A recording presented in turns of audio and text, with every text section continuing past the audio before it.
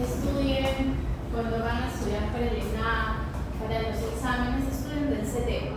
¿Por qué? Porque el CTO tiene muy conciso sus diagnósticos, lo que puede venir, ¿no? En cambio, en las clases teóricas, pues nosotros tenemos que abarcar más cosas, tenemos que poner bastante teoría, porque se tiene que enseñar todo. Pero cuando ustedes estudien con las memotecnias. Ahora, acá también pueden estudiar con las memotecnias, pero siempre pues es un poquito más, ¿no? Más extenso. El tema, como les mencioné, es un poco engorroso porque es un poco pesado, es bastante teoría. Para sífilis, VIH y hepatitis B existen normas técnicas.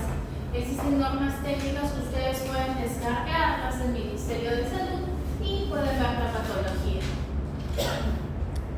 Como concepto, ¿qué es TORCH?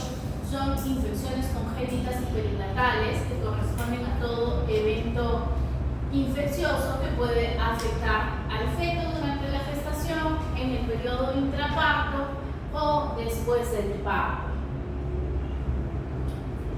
¿Qué patologías están asociadas? Toxoplasma, sífilis, varicela, tuberculosis, hepatitis B, rubiola, citomegalovirus, herpes simple. ¿Cuáles son los signos característicos comunes que comparten estas patologías? Hepatosplenomegalia, ictericia, retardo del crecimiento intrauterino y microcefalia.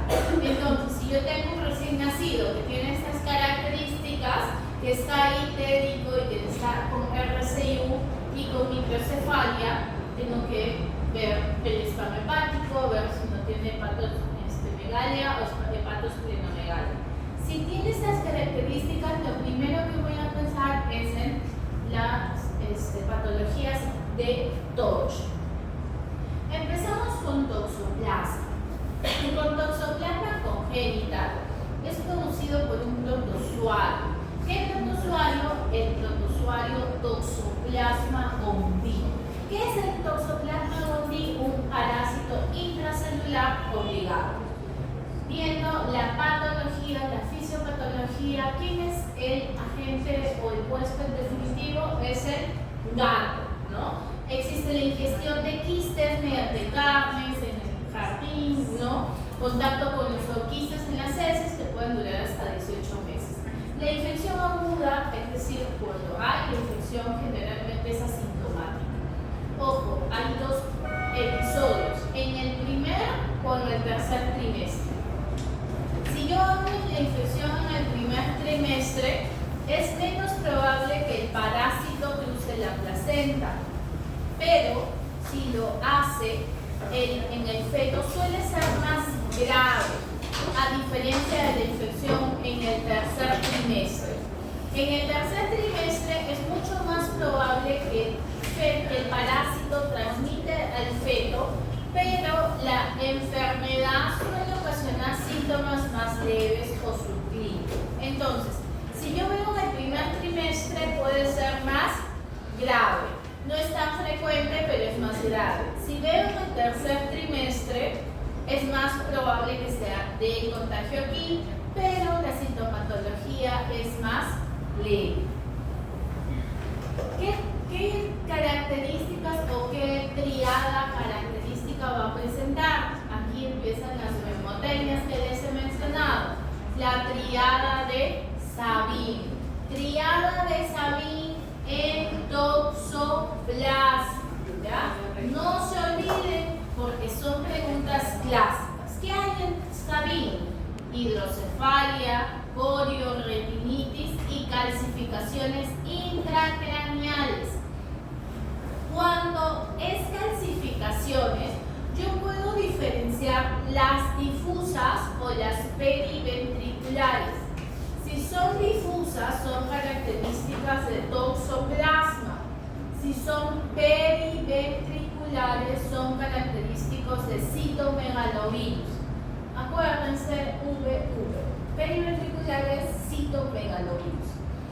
Cuando el paciente tiene convulsiones asociadas a esta sintomatología, se llama la tetrada de Sabin. El paciente puede tener microcefalia, ictericia, hepatosplenomegalia. ¿Qué veo en el líquido cefalorraquídeo? Puede haber pleocitosis o hiperproteinorraquia. Si saco exámenes de hemograma, hay anemia, puede haber linfadenopatías, problemas visuales. Tardía, el 75% de asintomáticos al nacer van a desarrollar secuelas. Se evidencia entre el mes y los 9 años corioretinitis, retardo mental o discapacidad neurológica. ¿En quienes lo busco? En pacientes que tengan RCU, bajo peso, hepatomegalia más ictericia. Yo tengo un paciente con estas características, tengo que pensar en toxoplasma. Toxoplasma está asociado a Sabin, no nos olvidemos. La mayoría asintomática al nacimiento y busco la tríada clásica: corioretinitis, hidrocefalia y calcificaciones intracraneales o difusas.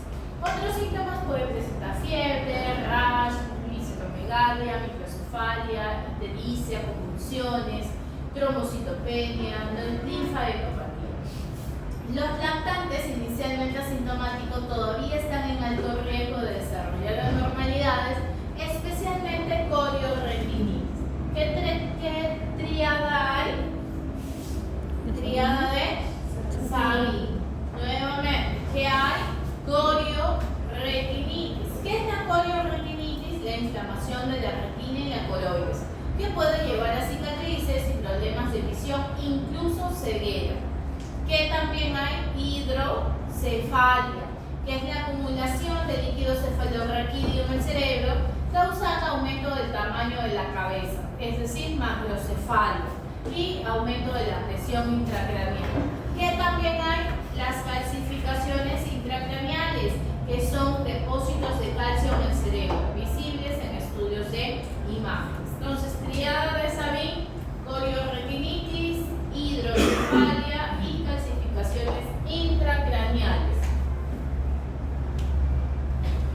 El diagnóstico definitivo es el aislamiento de organismos, en el cual es difícil. Si sacamos en la mamá, puedo sacar inmunoglobulina G, que me indica que hubo una infección pasada. Si le saco de recién nacido, puedo sacarle PCR, ya sea en glóbulos rojos, en orina, en líquido cefalorraquídeo o incluso a la mamá en la placenta. La serología se puede sacar inmunoglobulina M o inmunoglobulina G, ojo, no es A, es G, en el recién nacido. ¿Qué otros exámenes puedo sacar? Mi fondo de ojo, ¿no? Para buscar retinitis, la radiografía para buscar calcificaciones o mejor una tomografía sin contraste. ELISA, inmunoglobulina M en sangre o líquido cefalorraquídeo, que es más específico. ¿El tratamiento cuál es? Para la gestante es la espiramicina antes de las 18 semanas de gestación y hasta término del embarazo. Si el feto no está infectado. La pirimetamina, la sulfadiazina y el ácido folínico.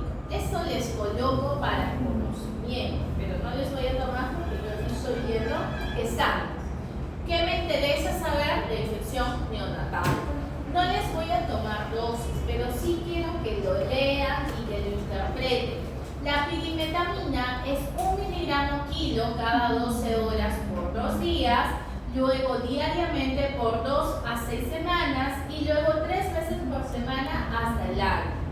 Otro medicamento, la sulfadiazina, 100 miligramos kilo día cada 12 horas por 1 año. Y el ácido folínico, 10 miligramos 3 veces por semana hasta 1 semana después de suspender la pirimetamina. Entonces, ¿qué uso? Pirimetamina, sulfadiazina y ácido folínico. ¿Cuánto? No les voy a tomar en el examen las dosis, pero sí lo deben de leer y saber que es aproximadamente el tratamiento para toxoplasma. ¿Cuánto? 1 año, ¿ya? La prednisona, 0.5 miligramos kilo cada 12 horas en la enfermedad del sistema nervioso central activo o cuando las proteínas del líquido cefalorraquídeo son altos o tienen corioretinitis activa. En el caso de las hidrocefalias se puede usar también la derivación ventrículo-peritoneal. Hay que tomar en cuenta los efectos adversos que pueden provocar estos medicamentos. La pirimetamina puede ocasionar problemas de organogénesis, cristalúria, hematuria, hipersensibilidad o supresión de médula. La sulfadiazina puede ocasionar supresión de médula ósea. No nos olvidemos, toxo, pirimetamina, sulfadiazina y ácido folílico. ¿Cuánto tiempo? Un año. En sífilis existe, como les había mencionado al inicio, una norma técnica. Están en su serum y les llega un paciente gestante con sífilis, examen positivo, busquen la norma técnica y guíense de la norma técnica, ¿ya? ¿Quién lo produce? El treponema pálido. ¿Qué es el treponema pálido? Es una espiroqueta. Se transmite por contacto directo con la lesión que contiene las espiroquetas o por vía transplacentaria. La transmisión transplacentaria puede ser tan temprana como a las 6 semanas de gestación. Típicamente va a darse en la segunda mitad del embarazo. Hay una gran disminución de casos de sífilis congénita desde los finales de los 90. Ojo, congénita. No en gestantes, no en adultos. Tengan mucho cuidado porque hoy en día los casos de sífilis y de VIH han aumentado exponencialmente. Vemos bastante población en los hospitales hoy en día con mamá, hijo de madre con sífilis. Ahora, ¿por qué sífilis congénita no hay? Porque se le da tratamiento a tiempo, ¿ya? No significa que haya menos contagio en la población en general, no, hay más contagio, sino que se saca estas pruebas de rutina y se detecta y se le da el tratamiento. Por eso es que la sífilis congénita ha disminuido desde finales de los 90. En sífilis congénita, 2/3 de los recién nacidos vivos afectados al nacer son asintomáticos. ¿Cuáles son los síntomas tempranos? Si tienen menos de 2 años, rinitis, hemorragia, pénfigo, palmo, plantar, periostitis, adenopatía, ictericia. Si es más de 2 años, puede presentar lo que es la triada de Hutchinson. Ojo, toxoplasma era con Sabin, sífilis es con Hutchinson. ¿Qué hay en Hutchinson? Dientes en tonel, queratitis intersticial y sordera. Puede encontrar también otros síntomas como tibia en sangre, goma sifilítica, nariz sencilla de montar, maxilar superior corta. Las 3 principales clasificaciones es a nivel de efectos fetales, efectos tempranos o efectos tardíos. En la parte temprana hay manifestaciones que se dan antes de los 2 años de vida. Miren cómo empieza a descamarse prácticamente la parte del pénfigo, ¿no? Hay una erupción maculopapular, puede haber rinitis clara serosa, adenopatía generalizada, hepatomegalia, trombocitopenia, anemia, meningitis, coriorrinitis, puede ocasionar neumonía, en este caso neumonía alba o osteocondritis. Pénfigo, las erupciones maculopapulares, hepatoesplenomegalia, las lesiones a nivel de la piel, miren estas lesiones bastante extensas, ¿no?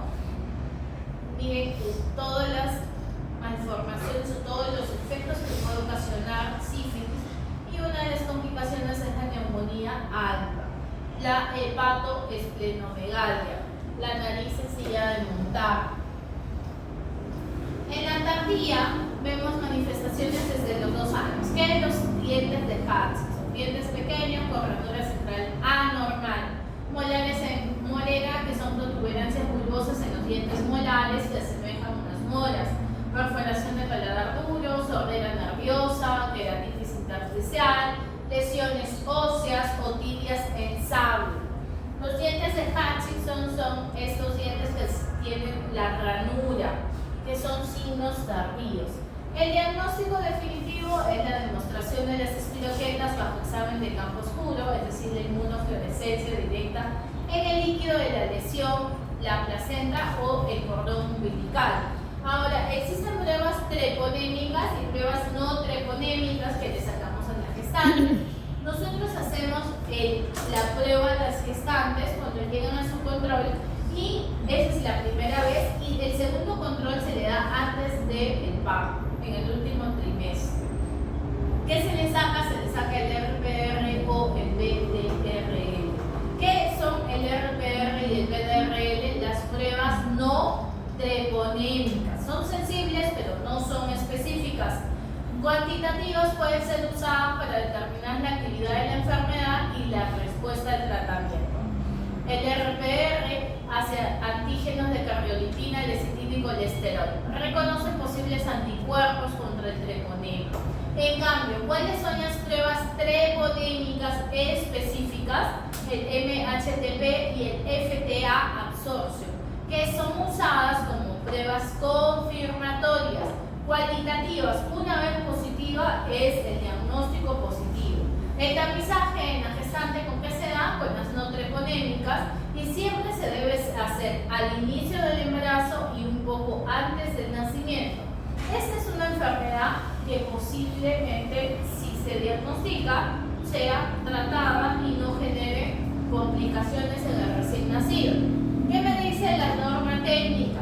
Se considera como caso de sífilis congénita para efectos de vigilancia cualquier recién nacido que cumpla con una de las siguientes condiciones. Todo producto de la gestación, ya sea aborto, mortinato, nacido vivo, de una gestación con sífilis y sin tratamiento completo o adecuado. O todo producto de la gestación o niños menores de 2 años de una mamá con serología reactiva para sífilis y con evidencia clínica o laboratorial de infección. Cuando yo tengo paciente, la evidencia clínica y la evidencia laboratorial incluye cuáles criterios. Recién nacido con serología no treponémica al menos 2 veces mayor que los títulos maternos. ¿Qué quiere decir? Si mi mamá tiene 1 en 8 diluciones de RPR, mi recién nacido debe de tener 2 veces más, es decir, 1 en 32. Entonces, eso es positivo. Detección de inmunoglobulina M específica para treponema pálido. ¿Cuál era la específica? El FTA absorción. La demostración con microscopía de campo oscuro o prueba directa de anticuerpos fluorescentes para la presencia de treponema pálido, ya sea en el cordón, en la placenta, en la secreción nasal o cutánea. Aquí vienen mis escenarios. Del tratamiento al recién nacido. Los recién nacidos con sífilis deben de ser manejados sí o sí en un hospital. Ustedes, si están en un puesto de salud, en un centro de salud, refieren al paciente a un hospital. En el establecimiento de salud se tienen que sacar los siguientes exámenes. El RPR, pero ojo, no es cualitativo para ver si es positivo o negativo, sino el cuantitativo para ver cuántos títulos tiene. Se le hace la punción lumbar, se saca el citoquímico y el BDRL, el hemograma y el recuento de plaquetas, la radiografía de huesos largos y la búsqueda de anticuerpos del FTA absorción inmunoglobulina M al nacimiento. Solo en caso no se revise el nacer, se podrá tomar dentro del primer mes de vida. Hijo de recién nacido con sífilis no tratada o inadecuadamente tratada. O sea, nació un bebito que la mamá no ha recibido el tratamiento o ha recibido mal el tratamiento. ¿Cuántos el tratamiento para la gestante? 2.4 unidades internacionales millones, ¿cierto? De la benzatínica, de la penicilina benzatínica, que se divide en 1.2 a 1.2 en cada glúteo, ¿ya? O sea, se le pone en cada glúteo 1.2 de la penicilina benzatínica. Los recién nacidos con madres con sífilis no tratadas inadecuadamente o tratadas deben ser manejo hospitalario. Los recién nacidos que presentan alteraciones clínicas, es decir, el RPR reactivo, o hematológicas o radiológicas, deben de recibir tratamiento hospitalario. ¿Con qué medicamento? La penicilina G sódica. ¿Cuánto de dosis? 50.000 unidades internacionales por kilo por dosis. En sífilis sí necesito que aprendan dosis. Endovenoso cada 12 horas por los primeros 7 días de nacido y cada 8 horas desde el día 8 al día 10, ¿ya? Entonces, del día 1 al día 7 es cada ¿cuántas horas? 12. Y del día 8 al día 10 es cada 8. ¿Cuántas dosis al final? 24 dosis. ¿Dosis cuánto? 50.000 unidades internacionales por kilo por dosis. Pesa 3 kilos, ¿cuánto va a recibir? 150.000. ¿Por cuántos días? 10 días. Ahora, ¿qué pasa si mi paciente tiene compromiso neurológico? Yo le saco la punción lumbar y mi líquido cefalorraquídeo tiene más de 25 leucocitos, tiene proteínas mayores a 100. El tratamiento ya no es 10 días, el tratamiento se amplía a 14 días. Esto es un tratamiento que se da a nivel hospitalario. Los recién nacidos que no presentan ninguna alteración clínica o laboratorial, es decir, un RPR negativo o no reactivo, ¿qué van a recibir? La penicilina G-benzatínica a dosis de 50.000 unidades internacionales por kilo intramuscular. Los recién nacidos de madre con sífilis no tratada o inadecuadamente tratada y cuyo parto se ha producido en el primer nivel de atención van a ir recibiendo en tu centro de salud una dosis de penicilina benzatínica 50.000 unidades internacionales por kilo intramuscular hasta que sean transferidos al nivel hospitalario. Ahora, ¿qué pasa si mi recién nacido fue nacido con madre con sífilis tratada en forma adecuada y completa? El enfoque del tratamiento de estos recién nacidos con hijos de mamá con sífilis tratada depende fundamentalmente de los recién nacidos, de los resultados del RPR. Si mi resultado es reactivo o con títulos 2 veces por encima de los títulos maternos, se debe evaluar al recién nacido para descarte de sífilis activa. Y aquí vuelvo a la anterior parte. Saco los exámenes e inicio la referencia para un hospital para iniciarla como si no hubiera sido tratada. En cambio, si el RPR es reactivo pero tiene 2 títulos menos, no es mayor a 2 veces, se da la penicilina G-benzatínica solo una dosis, con posterior control de monitorización de los títulos del RPR. Entonces, eso es norma técnica de nuestro país. La rubiola es virus de una sola cadena de RNA, en este caso el togavirus del género Rubivirus. Es una enfermedad que es prevenible por vacunación. El contagio se da en el primer trimestre generalmente y al final del embarazo el segundo pico. En el 2015 la OPS declara que la región de las Américas se convierte en la primera del mundo en ser declarada libre de rubiola. La infección en fases tempranas de embarazo tiene más alta posibilidad de afectar al bebé. Más del 20% de niños de madres infectadas durante la primera mitad del embarazo presenta el síndrome de la rubiola congénita. Los niños con síndrome de rubiola congénita pueden llegar a diseminar el virus por un año a más. El riesgo de infección preconcepción es mínimo, de 0 a 12 semanas el 100% de riesgo es infección congénita. De 13 a las 16 semanas puede presentar sordera o retinopatía. Más de 16 semanas el riesgo puede ser normal o puede haber bajo riesgo de sordera y retinopatía. ¿Qué va a presentar el recién nacido? RCU, puede ser prematuro, muerte fetal. ¿Se acuerdan cuando nacía un RCU teníamos simétrico o asimétrico? ¿Cuándo era la causa de TORCH? ¿En el simétrico o en el asimétrico? En el simétrico. Entonces estas son causas de RCU simétrico. Presentación clásica: cataratas, microftalmia, glaucoma, poliorretinitis, sordera neurosensorial. Cardiopatía congénita más frecuente, persistencia del conducto arterioso. Aquí hay otra triada. En el CTO está una memotecnia que se llama COCO, ¿ya? Cardiopatía congénita, hipoacusia neurosensorial, catarata. Esa es la triada de Greg. El paciente puede tener RCU, retinopatía, anormalidades en el electroencefalograma. Estas lesiones en piel que se llama muffin de arándano o azul púrpura. Las manifestaciones clínicas que les menciono, el tema de problema de coco está aquí, ¿ya? Sordera neurosensorial, cataratas, malformaciones cardíacas y microcefalia. Esta es una memotecnia que es asociada, pero la triada característica es grega. La rubiola congénita puede ocasionar sordera, puede ocasionar problemas de retinopatía a nivel del ojo. La sordera más frecuente es la neurosensorial y es el problema más común del síndrome de rubiola congénita.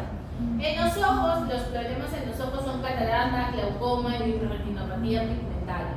La retinopatía de la rubiola consiste en la presencia de mancha de sal y pimienta. Enfermedades en el corazón, lo más frecuente es la persistencia del conducto arterioso. ¿Y cómo es el diagnóstico? En la mamá se puede sacar la inmunoglobulina G, pero ojo, no me sirve porque puede presentar inmunización, una infección pasada. Puede aislarse el virus, ojo, aquí en secreciones nasales, se puede también en garganta, sangre, orina y líquido cefalorraquídeo, que es menos frecuente. Las pruebas serológicas, tengo la inmunoglobulina M, que es infecciones postnatal reciente, infección congénita. Después del año de edad, el diagnóstico es difícil de establecer. Tratamiento, no hay un tratamiento específico. Citomegalovirus. En citomegalovirus, ¿qué tipo de calcificaciones había? Periventriculares, acuérdense, VV, ¿ya? Toxoplasma, que había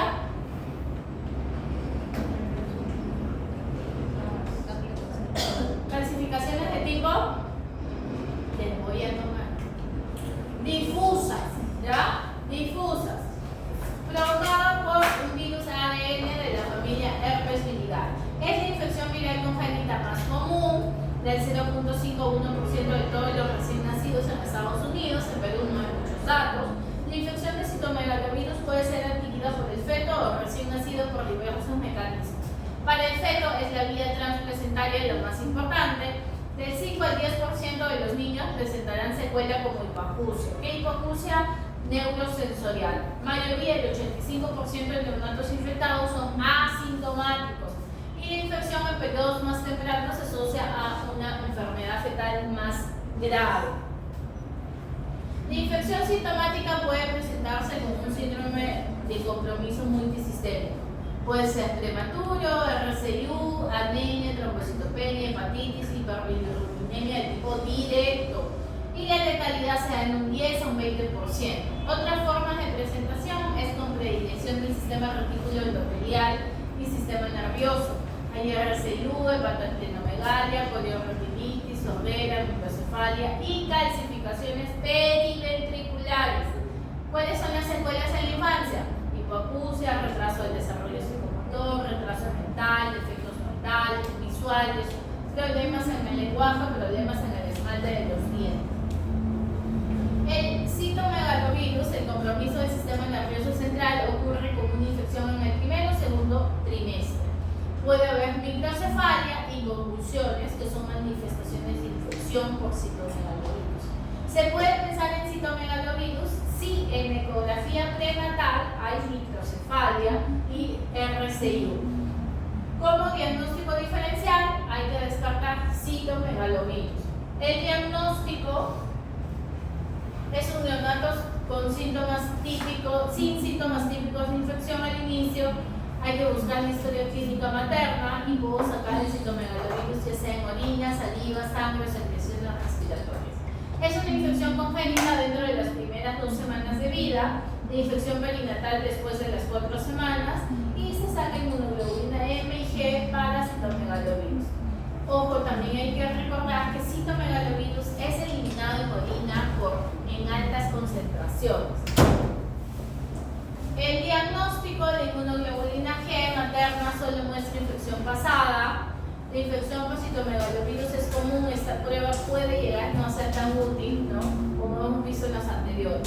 El aislamiento del virus, que puede ser por un cultivo rápido en shake, de la orina o de la saliva en las primeras semanas de vida. Después de eso puede representar incluso una infección postnatal.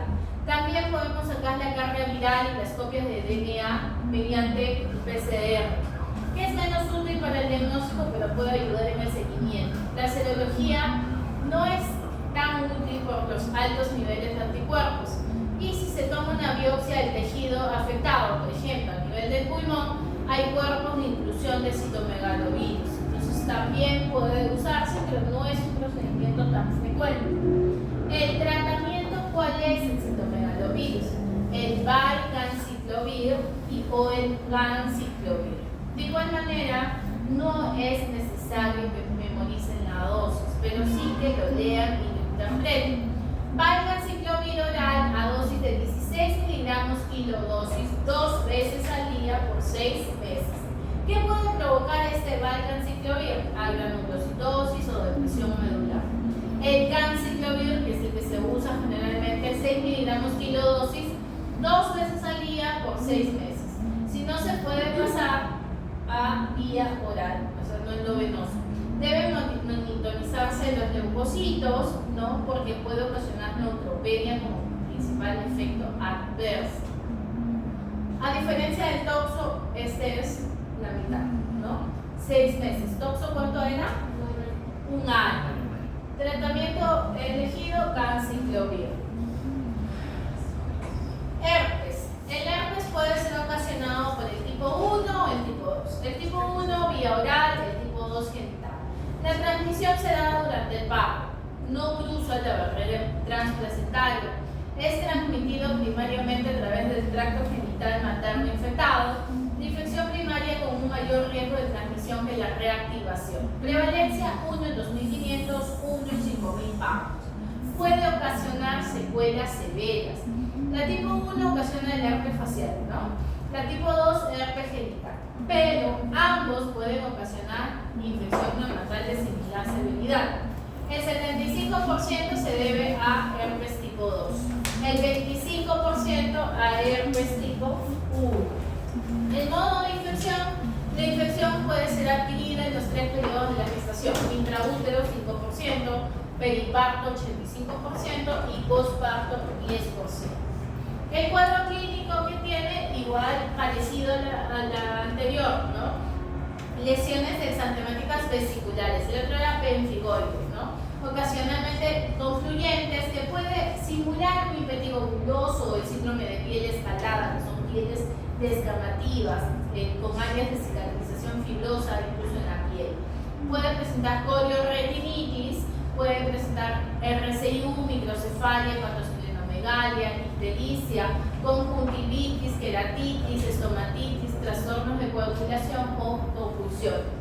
Las manifestaciones clínicas se presentan al nacer o en las primeras 48 horas. Entonces, lo característico aquí es las lesiones dermatológicas. La infección neonatal perinatal, que es adquirida en periparto o posparto, la manifestación clínica se da entre los 7 a 20 días. La infección diseminada se puede dar un 30%, ocasionando un cuadro séptico, encefalitis un 35%, ojo, también se puede ver neumonía herpética. Cuando afecta la piel, ojos y orofaringe, un 35%. Pero la mortalidad es alta, se puede dar en un 90%. El diagnóstico, el artículo rojo que me dice que se saca el PCR para herpes. Muestras de superficie como hisopado de la boca, nasofaringe, conjuntivo y perineal. Las muestras de hisopado de la base de las vesículas en la piel también pueden ayudarnos. Las muestras de líquido cefalorraquídeo y de sangre deben de ser procesadas solo para PCR del virus del herpes. En el paciente se puede también realizar el cultivo viral. ¿Cuál es el tratamiento? El aciclovir. Dosis 60 miligramos intravenoso cada 8 horas durante 14 días para forma localizada o para la forma sistémica 21 días. Entonces 14 o 21 días puedo dar. Otra de las patologías es el hijo de la mamá con PBBS. Cuando estén en alojamiento, cuando sean internos, cuando sean externos, tengan bastante prudencia al momento de poder presentar a un paciente, ¿no? Si es posible, hablen de lo más bajo, pues no van a hablar, mamá tiene VIH, ¿no? A veces hay internitos, pues que estamos en visita, y así la mamá de la 13 tiene es confidencialidad, uno tiene que manejar esos términos con mucho respeto, porque puede sentirse agredido, pues, ¿no? Verbalmente, ¿no? Entonces usamos el término hijo de mamá con BBBS, ¿no? Está recibiendo la total, se le ha suspendido la lactancia y se menciona con mucha prudencia, ¿ya? Entonces el hijo de la mamá seropositiva, a su hijo la transmisión puede ser durante el embarazo, el parto o la lactancia. En ausencia de cualquier intervención, las tasas de transmisión van del 15 al 45%. Las intervenciones eficaces incluso pueden reducir hasta menos del 5%. Estos niños presentan una enfermedad de mayor agresividad y mortalidad durante el primer año de vida que el resto de infectados en el momento del parto. Existen 3 vías de transmisión: la transplacentaria durante el parto y postnatal. La transplacentaria es 35 a 45%, durante el parto 55 a 65% y postnatal mediante la leche materna menos del 5%. Incluso el año pasado salió estudios que la leche materna ocasionaba muy bajo porcentaje de contagio por VIH y que incluso algunos lugares en Estados Unidos no contraindicaban la lactancia materna. Pero en nuestro país es una contraindicación absoluta la lactancia en un hijo de madre con VIH. La transmisión en el niño, la vía de adquisición más frecuente es la vertical. Trabajos recientes indican que la infección por VIH se produce en la mayoría de los casos dentro de las últimas 6 semanas de embarazo, con mayor riesgo de transmisión del virus en aquellas gestantes que presentan un estadio avanzado de su enfermedad. Entre el 50 y 70% de la infección pediátrica perinatal tiene lugar en el momento del parto. También se ha demostrado que los recién nacidos pretérminos con edad gestacional menos de 34 semanas presentan un riesgo de infección de VIH 3-8 veces mayor que los recién nacidos a término. ¿Cuáles son los factores asociados al aumento de transmisión vertical? La adquisición materna de la infección, ¿no? Describiéndose que mujeres infectadas por contagio parenteral presentan un riesgo de transmisión 0.7 veces que aquellas que el contagio fue de la vía sexual. El nivel de inmunodepresión también está evaluado mediante los linfocitos de CD4. Los niveles maternos con viremia han sido indicados como factores de riesgo. Las mujeres que tienen menos de CD4 o menos de 700 presentan un riesgo de transmisión de 22% respecto a aquellas cuyos recuentos de esta cifra es mayor. Entonces, mientras más CD4 tengan, mayor el riesgo de infección. Las manifestaciones clínicas podemos encontrar las linfadenopatías, la esplenomegalia, hepatomegalia, presentándose dentro de los primeros 15 días de vida, como pérdida de peso, palatinitis, infecciones bacterianas a repetición, candidiasis oral, persistente, encefalopatía. Factores de mal pronóstico, problemas neurológicos, encefalopatía, infecciones bacterianas graves o diarrea crónica. Aquí tenemos 3 escenarios. El escenario 1, que es la gestante con VIH diagnosticada durante la atención prenatal o con diagnóstico previo, pero que no recibe target. El escenario 2, paciente que estuvo recibiendo target embarazo. Y paciente, escenario 3, gestante con VIH que se diagnosticó en el momento del parto. Es decir, llegó un expulsivo, le sacaste el examen y salió positivo. Escenario 1. En el escenario 1, ese recién nacido va a recibir la profilaxis con sidobudina. Las dosis no voy a preguntar en prematuro, solo en atérmino. En el atérmino que le doy 4 miligramos kilo peso cada 12 horas por 4 semanas. Prematuros bajo 2 miligramos kilo peso cada 12 horas por 2 semanas. Luego 3 miligramos cada 12 horas por 2 semanas. Menos de 30 semanas, 2 miligramos kilo cada 12 horas por 4 semanas. Escenario 2. El manejo de recién nacido, para la atención inmediata del recién nacido y el inicio de la alimentación se seguirá lo mismo que el escenario 1, o sea, la misma que la diapositiva anterior. El inicio del tratamiento profiláctico, ojo, debe ser dentro de las primeras 6 horas de vida hasta un máximo de 24 horas. Si la carga viral aquí fue más de 1000 copias, 4 semanas antes del parto, la profilaxis antirretroviral tiene que ser como el escenario 3. ¿Y cuál es el escenario 3? El hijo de la mamá expuesto con VIH que no recibió tratamiento o que se diagnosticó justo cuando estaba dando a luz. El bebito se baña, ¿no?, con agua y jabón, se aspira las secreciones de forma muy cuidadosa, se contraindica la lactancia y la lactancia cruzada. Aquí se indican los sucedáneos sí o sí. En madres de comunidades indígenas se deben las recomendaciones establecidas por la norma técnica y el recién nacido va a recibir sidobudina, lamivudina y nevirapina.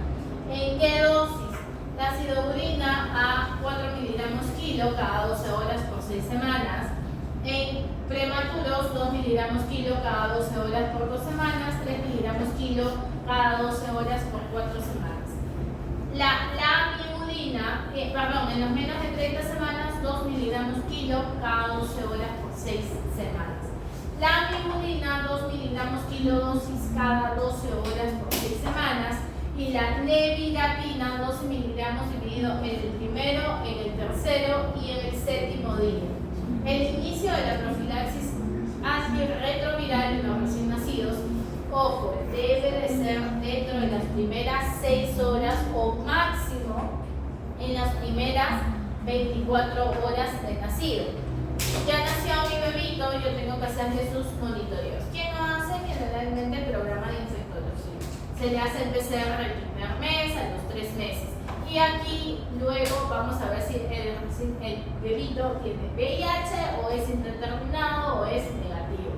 Se realiza nuevamente en los 4 meses y para poder llegar al diagnóstico, ¿no? Si es un niño o no con VIH, y hay que hacer el seguimiento de la genotipificación, la carga viral y el CD4. Y la última patología es el hijo de la mamá con hepatitis B. Las pruebas de laboratorio que solicitan al recién nacido de una madre portadora de hepatitis B son ELISA, antígeno de superficie de hepatitis B, y antígeno de superficie de hepatitis B, que se realizarán a los 9 y 12 meses de edad, para lo cual se debe remitir una muestra de suero al laboratorio, al INS. Los resultados estarán siempre disponibles mediante la web o te envían al programa con un tiempo no mayor de 5 días. El hijo de recién nacido expuesto, el manejo, ¿cuál sería? Tiene que recibir antes de las 12 horas 2 componentes, la inmunoglobulina y la primera dosis de hepatitis B. La inmunoglobulina es 0.5 mililitros intramuscular contra hepatitis B y la primera dosis de vacuna contra la hepatitis. Solo en el caso que el peso del recién nacido sea menos de 2 kilos, va a recibir inmunoglobulina contra hepatitis B, pero no recibe la vacuna. Entonces, relacionamos calcificaciones intracraneales difusas, toxo, y periventriculares, sabin, toxoplasmosis, greg,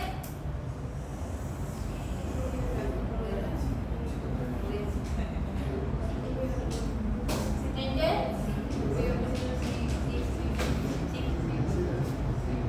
¿En qué? ¿En cito? Megalovirus. Hutchinson. Sí. Cataratas puede encontrar rubiola, herpes, corioretinitis, toxoplasma, citomegalovirus, sífilis, varicela, herpes. Lesiones óseas en sífilis, en rubiola. Enfermedad cardíaca congénita en rubiola. ¿Cuál es la más frecuente? Persistencia del conducto arterioso. Hidrocefalia, toxo, microcefalia generalmente en cito. Vesículas en lesiones por herpes, ¿no? Varicela o sífilis. Entonces, nuevamente les repito, el tema de TORCH es un poco denso. Para para estudiar en la teoría, en pediatría 1 tengo que leer todo. Pero más adelante, cuando vayan a hacer o cuando hagan sus resúmenes, estudien y busquen el CTO que tiene muy buenas memotecas y se les hace hasta más fácil para poder leer, ¿no? Solo que es muy resumido para un curso de pediatría, pero es una buena forma de estudiar. En temas de VIH, hepatitis y sífilis, cuando los tengan, siempre descarguen la norma técnica, siempre, para que no se equivoquen. Difícil de repente que memoricen o lleguen a su salud y digan, uy, ¿cómo era? ¿Cuánto le coloco eso? No adivinen. Bajen la norma técnica, ajusten a lo que tienen, a la mamá, al recién nacido, e inicien tratamiento. Leemos bien las interpretaciones, todo lo que está ahí, de lo que tiene norma técnica, le